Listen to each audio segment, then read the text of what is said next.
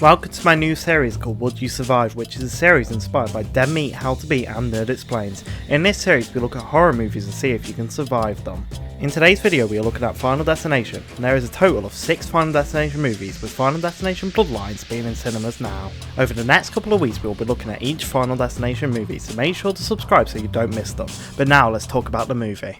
The movie starts with Alex packing for his trip to France with his classmates. If you recognise the actor of Alex, it may be because of the actor Devon Sawa being in Eminem's Stan music video. Alex is obviously anxious for his flight since he's been talking about plane crashes. We then get introduced to the rest of the characters in this movie, which includes 2 teachers and multiple students. Alex becomes nervous over the flight logs changing and only adds to his nerves. While Alex and his friend Todd are taking a bathroom break, a song starts playing from John Denver, who died in a plane crash. This is the start of many things which warn Alex about the oncoming danger. Alex then looks nervously at the plane before boarding it. Alex sits down on the plane but then is asked to switch seats by these 2 girls. He decides to switch seats and sit next to Todd. However, the plane takes off smoothly, but then suddenly the oxygen masks drop, and then a giant piece of the plane breaks off, dragging multiple people out of it. Suddenly there is a huge explosion in the plane which causes a fire and it burns Alex's face. But wait, that was just a premonition. Now Alex is shouting that the plane is going to explode. Carter decides to fight Alex because of this, and they both get kicked off the plane. Todd and Claire also decide to leave the plane, and only one of the teachers is allowed back on the plane with the remaining student.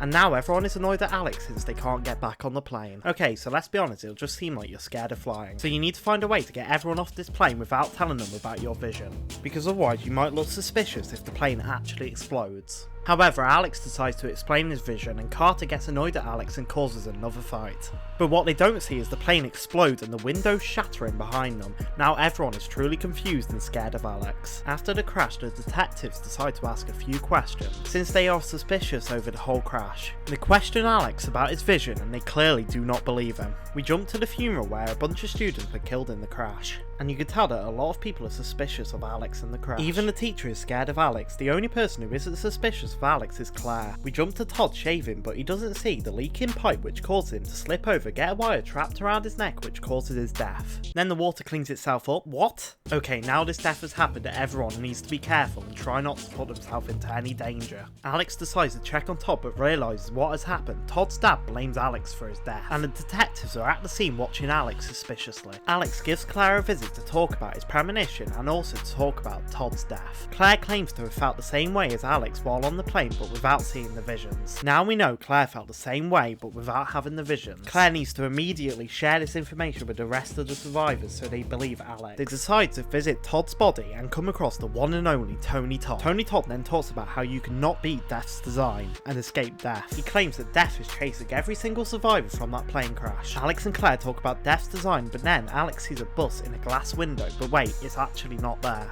Alex and Claire are visited by Carter, the teacher, Billy and Terry, which are the remaining survivors in this movie. Carter's girlfriend Terry then gets ran over in front of everyone. Now everyone needs to believe Alex since Death is catching up already. While watching the TV, Alex sees the exact pattern and order everyone died in the vision. Alex then figures out that Death's design is in the order they should have died, and the teacher is next.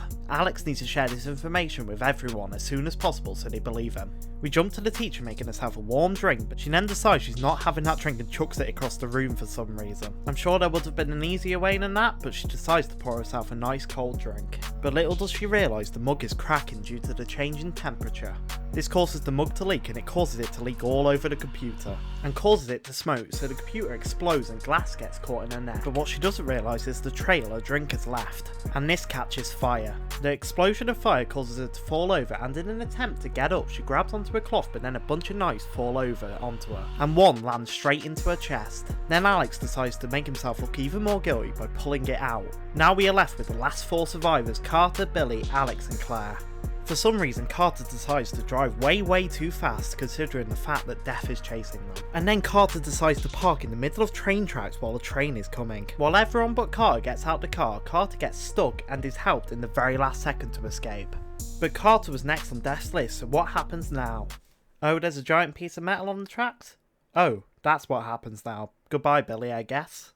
Alex figures out he's next on Death's list and decides to make his house completely death-proof. However, there is clearly some dangerous stuff still in the house. But wait, Alex is not next on the list, it's Claire. At Claire's house, a power line explodes, Alex appears and so do the police. Claire decides to get in the car and the power line decides to land on top of it. The car then sets on fire. Alex decides to pick up the power line in an attempt to save Claire. He manages to save her, but the car explodes and he falls to the ground, but then the screen goes black.